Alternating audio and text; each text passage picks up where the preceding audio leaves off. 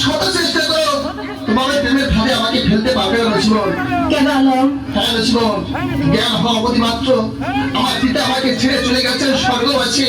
মা আমাকে পাঠিয়েছে স্কুলে লেখাপড়া শিখে জ্ঞান অর্জন করবার জন্য। এই বয়সে যদি আমি ওই পথে পা দিই তাহলে কি আমার এই রাজ্য পরিচালনা করবে?